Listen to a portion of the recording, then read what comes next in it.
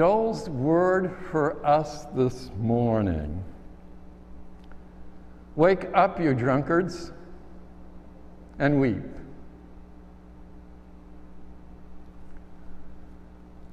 You know, in the, well, at least since COVID, but I think, starting quite a bit before then, we've had quite a series of what's sometimes called wake-up calls. A worldwide pandemic, to say the least an uncoordinated effort to deal with it. The murder of George Floyd at the hands of the police, a record hurricane season, a record wildfire season, a worsening drought, attempts to overturn a legitimate election, an attack on our Capitol building. And Joel bids us, awake, you drunkards, and weep. That's not the last word of the prophets, thank God, but that is how the prophets typically begin. They begin with, prophecies of past, present, and future destruction. And I want to make the same acknowledgement I made last Sunday. Those events that I characterized as wake-up calls, I do understand and acknowledge and appreciate that there are many different viewpoints on all of those topics. I make no bones that personally I'm coming at these from a deeply held, sincerely held progressive viewpoint, but I also know that there are people that have other viewpoints, and maybe even here today. So I want to say, as I did last Sunday, that in our differences of viewpoints, I hope that we can continue to respect each other, continue to talk with each other, continue to be in community. There is one thing that all of us here today have in common, and that is each and every one of you is God's beloved child. Nothing takes that away from me. There's nothing you can do to forfeit that. However, we may have different points of view on all the issues that are so controversial right now. All of us, what we have in common is that each and every one of us is God's beloved child.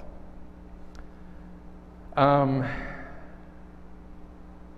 was a pretty harsh reading from the Gospel of Joel. And yet I think, I don't want to end there, but I think that is a starting point, and we want to hear that. Wake up, you drunkards, and weep. We've gone through so many losses. Of course, we've always been going through losses, but so many of them were intensified by the pandemic. There is an appropriate and even a healthy need for us to lament our losses, to acknowledge them, to grieve them, and I think coming through the other end of this is, part of it is going to be, not the whole thing, but the beginning is going to be, an ability to acknowledge the losses and grieve for them. In the prophets, and the prophets as they come down to us are kind of jumbled up at times, but there is overall in the prophets a cycle, an entire cycle. It starts with what is often called doom and gloom. That was a classic doom and gloom passage that I just read. But after doom and gloom comes a call to change our ways. And after the call to change our ways comes a call to trust in our God to get us through. And I think that entire cycle is ahead of us at this point in our history. But I want to take the whole concept of, I think I called the sermon, Are We Awake Yet? We can ask that question. Are we awake, and can we stay awake? You know, at a spiritual level, though, there is a deeper level of being awake. Maybe a little pop quiz for you all. What is the Sanskrit word for awake? The Sanskrit word for awake is Buddha. Buddha. It's mispronounced in English usually as Buddha. When the story goes, when they asked the Buddha, "Are you a man? Are you a god? What are you?" He said, "I am Buddha. I'm awake." That passage from Luke, Jesus calming the storm, it's one of my favorites. I come back to it over and over again. If you've been here over the years, I've probably preached on it who knows how many times. Coming at it from different levels. One part is just that image when things seem stormy around me of Jesus peacefully sleeping. It's always a comfort to me when things seem stormy all around me. Today, though, I'm not going to focus on that so much as the fact that the disciples woke him up. And when he woke up, the storm was calmed. In the Swedenborgian tradition that we follow here, and the Swedenborgian tradition I became ordained in, we have a very mystical understanding of the Christ reality. Yes, he lived with us many years ago, experiencing the same life that we do, and yet at the same time, human being just like you and me. At the same time, infinite God come into this world to live a life amongst us. It's a mystery how those two things can be true at the same time, but that is our belief here, and that after his death and resurrection, the risen and glorified Lord actually lives inside all of us. That is, in fact, an inner reality. You might call it, you can call it Buddha. But I guess in Christian language, you could call it Christ consciousness. That Christ consciousness is inside all of us. It seems to be sleeping.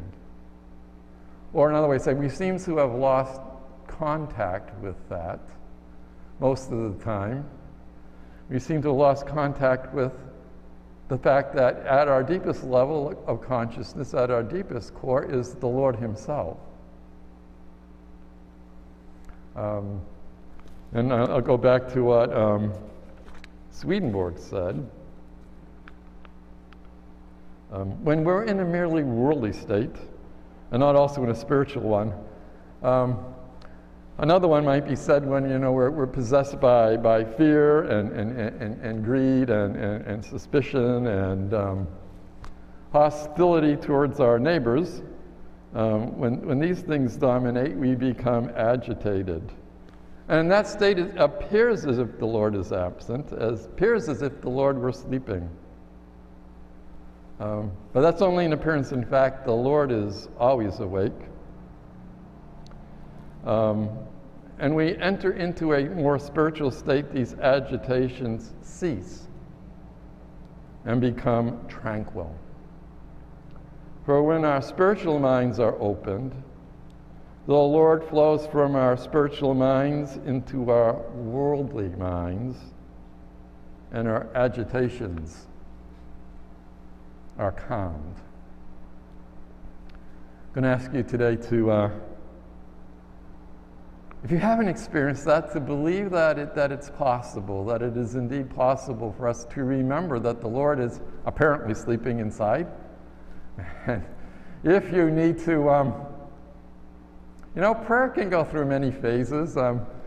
Maybe, and it depends more on where we are than where the Lord is. Maybe there are times where we do need to be like disciples, and when we're in distress, say, "Lord, wake up, we're perishing." I pray that as we get more convinced, we can just say, Lord, just in a calm way, Lord, I know you're here. Lord, I know you're here.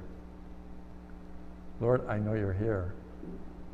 I know you're in me. I know you're with me. If we can, whether loudly or in a whisper, we can call on that Christ consciousness, that awakeness, that Buddha, whatever you want to call it. It's called different things in different religious traditions. If we can get in touch with that, then we can move through the world around us in a calm and tranquil way. Lord, I mean, there is just so much right now to upset us. There's so much right now to scare us. There's so much right now to divide us one from another. I pray that we get in touch with the Lord that lives within all of us. And having done that, may we become calm no matter how stormy the world seems around us.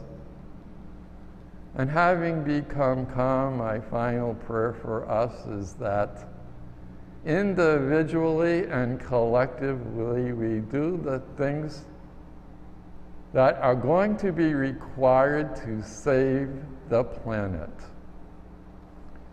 In the Lord's name I pray and pray and pray. Amen.